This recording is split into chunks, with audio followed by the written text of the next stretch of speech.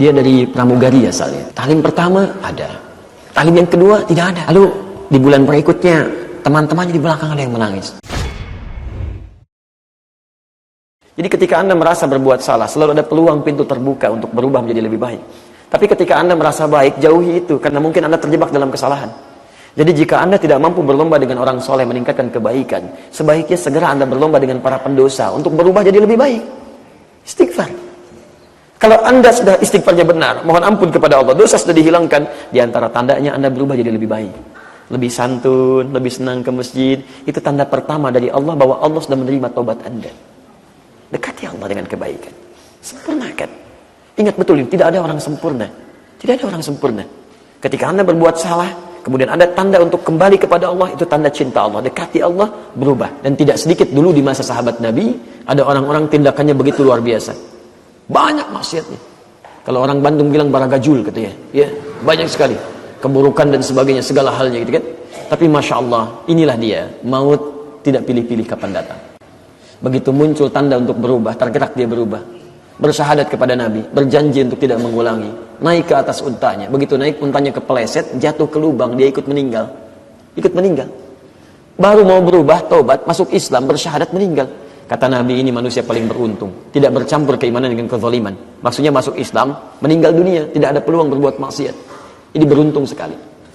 Kita tidak tahu teman-teman, siapa yang pernah berbuat maksiat besar saat ini. Tapi terbuka peluang untuk bertobat, Anda jangan tunda.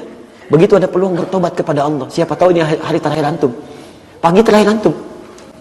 Pernah ada seorang ibu, Masya Allah, saya pertama datang ke Bekasi, kemudian mengajar. Ada majlis ta'lim, ya, namanya Salsabila. Satu kali di majlis ta'lim ini, bergabunglah seorang perempuan. Ya, dia dari pramugari asalnya. Talim pertama ada, talim yang kedua tidak ada. Lalu di bulan berikutnya teman-temannya di belakang ada yang menangis. Saya bilang, kenapa menangis? Ustaz, kawan kita yang baru bergabung itu sedang sakit, dirawat, dan ini dikabarkan sedang kritis. Ya, kena cancer dia, cancer gitu kan. Kemudian ya insya Allah kita doakan nanti setelah selesai. Begitu di pertengahan kajian agak semakin kencang tangisannya. Kenapa? Ternyata kawan kita tadi sudah dipanggil oleh Allah Subhanahu wa taala. Karena inna lillahi wa inna ilaihi raji'un.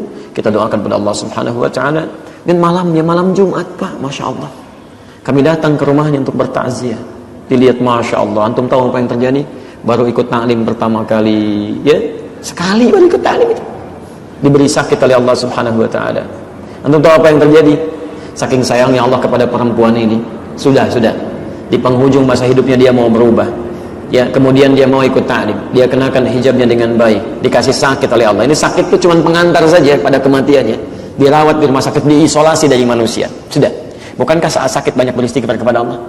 Dia beristighfar, dia bertobat kepada Allah. Dalam keadaan tobatnya tidak diberi kesempatan. Kalau dalam bahasa manusia nggak sembuh, bukan. Dalam bahasa yang lain, diisolasi supaya tidak bersampur lagi dengan manusia pada umumnya. Karena dosanya sudah terampuni, ditutup oleh Allah supaya lisannya tidak berkata maksiat lagi. Supaya matanya tidak melihat yang haram lagi. Dijaga di situ sampai wafatnya. Kembali kepada Allah Subhanahu wa taala dalam keadaan husnul khatimah. Masya Allah. Segala perangkat hidupnya itu tidak bisa berbuat maksiat lagi.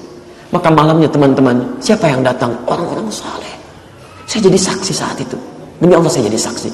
Yang datang teman-teman taklimnya, teman-teman seprofesinya belasan tahun dia berkarir, itu nggak ada yang datang kecuali 1-2 orang dan karangan bunganya. Yang datang teman-teman perempuannya yang saleh, suami-suaminya malam Jumat. Kemudian Masya Allah dikuburkan dalam keadaan baik. Yang datang orang-orang baik, anaknya berubah jadi baik. Masya Allah, kalau Allah sudah berkenan menjadikan seseorang berubah jadi lebih baik, saya katakan, saya iri pada perempuan ini. Iri saya. Saya masih hidup sampai sekarang, masih terbuka kesempatan berbuat maksiat. Perempuan ini Masya Allah mungkin dipandang sebelah mata oleh orang lain, tapi hidupnya husnul khatimah dengan izin Allah Subhanahu wa taala. Kita tidak tahu siapa yang akan wafat dalam keadaan husnul khatimah atau su'ul khatimah. Karena itu antum mesti hati-hati. Kalau antum satu kali teringat untuk berbuat maksiat, bayangkan pada saat itu antum akan meninggal dunia. Maka itu akan lebih mudah membuat diri kita untuk bertobat.